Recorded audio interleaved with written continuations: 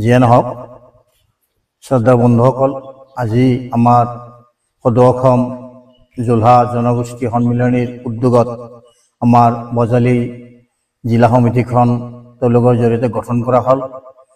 পূৰ্ণাংগ সমিতিখন আমি গঠন কৰিছোঁ। গতিকে সেই সভাখনৰ মুখ্য দায়িত্বত অৰ্থাৎ সভাপতি হিচাপে মই নিজে শৈবুৰ ৰহমান দায়িত্বভাৰ বহন কৰিছোঁ আৰু মোৰ লগতে সম্পাদক হিচাপে দায়িত্বত থাকিব মহম্মদ ইছমাইল হুছেইন। গতিকে ৱৰ্কিং প্ৰেচিডেণ্ট হিচাপে থাকিব মহম্মদ কাদেৰ আলী।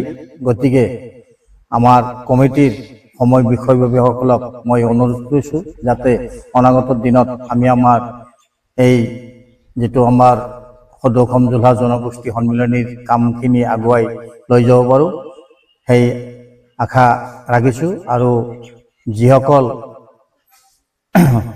কেন্দ্ৰীয় সমিতিৰ কৰ্মকৰ্তাই আমাক আজিৰ এই সমিতিখন গঠন কৰি আমাক 15 পৰ্যায়ৰ কমিটিখন বনাই দিলে আৰু আমাক অনাগত দিনত আমাৰ এই কামখিনি আগুৱাই লৈ যাবলৈ পৰামৰ্শ দিলে, তেওঁলোকক আমি অতি শ্ৰদ্ধাৰে সুঁৱৰিছোঁ আৰু তেওঁলোকৰ প্ৰতি আমাৰ আন্তৰিক অভিনন্দতা শুভেচ্ছা জ্ঞাপন কৰিছোঁ। এইখিনিয়ে মোৰ ক'বলগীয়া। সন্মানীয় সাংবাদিক বন্ধুবৰ্গ, মোৰ সহকৰ্মীসকল, সদৌ অসম জোলহা জনগোষ্ঠীৰ ৰাজ্যিক পৰ্যায় জিলা পৰ্যায়ৰ বিষয়ববীয়াসকল, আমাৰ যে সদৌ অসম জোলহা জনগোষ্ঠী সন্মিলনীৰ আমাৰ কেন্দ্ৰীয় কমিটিৰ অধীনত আজি আমি বজালী জিলা কমিটি গঠন কৰিছোঁ।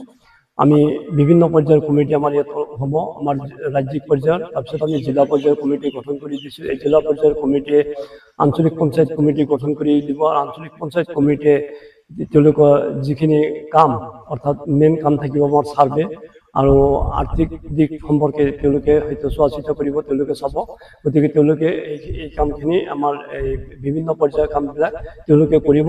আৰু আমাৰ সংগঠনটোৰ ইতিমধ্যে আমি বহুত কাম আমাৰ আগবঢ়া হৈছে আৰু আমি পৰ্যায়ক্ৰমে কামবিলাক কৰি আছোঁ। মই আশা ৰাখিম যে আমাৰ সকলো সদস্যই যাতে নিজৰ নিজৰ দায়িত্বখিনি সুচাৰুৰূপে পালন কৰে। এইখিনি কৈয়ে মই মোৰ বক্তৃতা সামৰণি মাৰিম।